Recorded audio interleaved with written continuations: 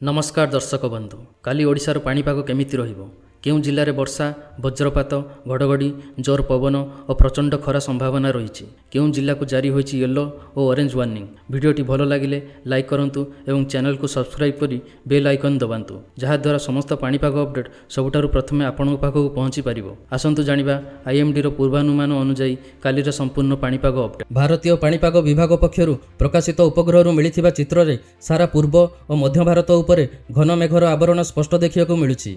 बंगोपसागर आसुथिबार आर्द्र दक्षिण पश्चिम मौसुमी वायु प्रभाव में ओडिशा समेत पूर्व भारत में वर्षा कार्यकलाप सक्रिय रही।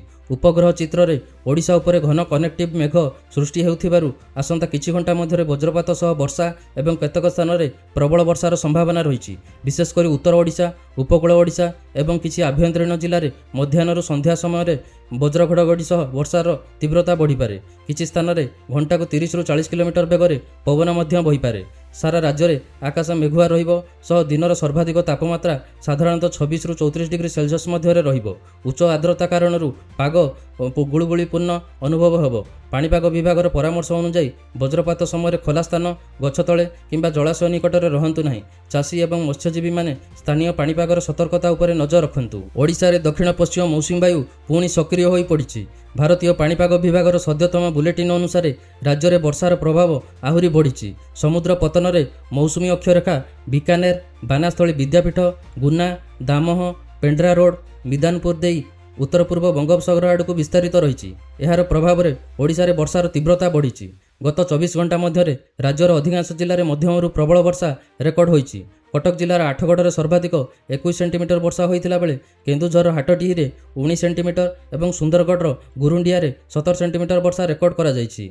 एहा छड़ा बालेश्वर खोईरा 14 सेंटीमीटर बरगढ़ बटली और सुवर्णपुर तरभारे 13 सेंटीमीटर देवगढ़ 12 सेंटीमीटर और नयागढ़ पुरी सुंदरगढ़ समेत अनेक स्थान में 10 ରୁ 11 सेंटीमीटर पर्यंत वर्षा होईछि। पाणीपाग विभाग कहिछि जे केन्दुझर सुंदरगढ़ बालेश्वर बरगढ़ सुवर्णपुर देवगढ़ नयागढ़ पुरी कटक संबलपुर भद्रक खोर्धा ढेंकानाल बौद्ध गजपति अनुगुल और मयूरभंज जिले में प्रबल अति प्रबल वर्षा होईछि। आगामी 24 घंटे मध्य अनेक स्थान में वर्षा वज्रपात और घड़घड़ी सहित पाग जारी रहिबार संभावना रही। निम्नांचल में जलबंदी परिस्थिति सृष्टि होईपारे तेणु अनावश्यक घर बाहर को न जिबा एवं पाणीपाग विभागर सतर्क सूचना को पालन करने को परामर्श दि जाइछि।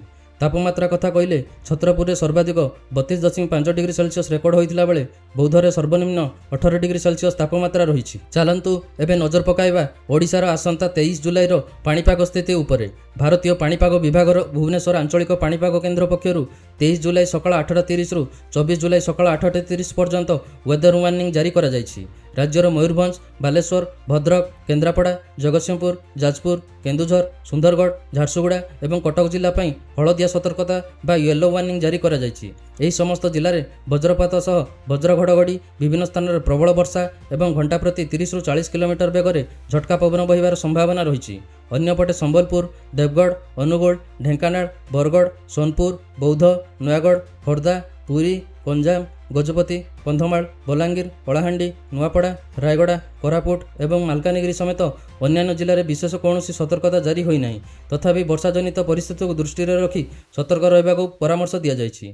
पाणीपाग विभागर परामर्श वज्रपात समय खोला स्थान में रुहंतु नहीं गछ तले आश्रय नियंतु नहीं कृषि कार्य और माछधरा काम सामयिक भाव बंद रखंतु एवं पाणीपाग विभागर सद्यतम सूचना उपरे नजर रखंतु। चलंतु एबे नजर पकाइबा ओडिशार आसंता 23 जुलाई सर्वाधिक तापमात्रा पूर्वानुमान उपरे। आसंता काली अर्थात गुरुवार 23 जुलाई सारा ओडिशा रे सक्रिय दक्षिण पश्चिम मौसुमी वायुर प्रभाव जारी रहिबो। घन मेघ आवरण और वर्षाजनित पाग जोगुं दिनर तापमात्रा साधारण ठारू कम रहिबो। राज्यर अधिकांश स्थान में सर्वाधिक तापमात्रा 26 ରୁ 30 डिग्री सेल्सियस मध्य रहिबो। राज्यर हाराहारी तापमात्रा प्राय 24 डिग्री सेल्सियस और आर्द्रता प्राय 87% रहिबारु पाग ठंडा थिले मध्य गुळुगुळीपूर्ण अनुभव हेबो।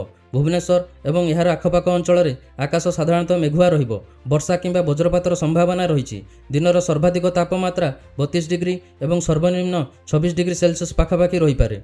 कटक और पुरी रे दिनर सर्वाधिक तापमात्रा 29 ରୁ 30 डिग्री मध्य रहिबो। भद्रक रे तापमात्रा प्राय 30.7 डिग्री सेल्सियस पर्यंत पहुँची पारे।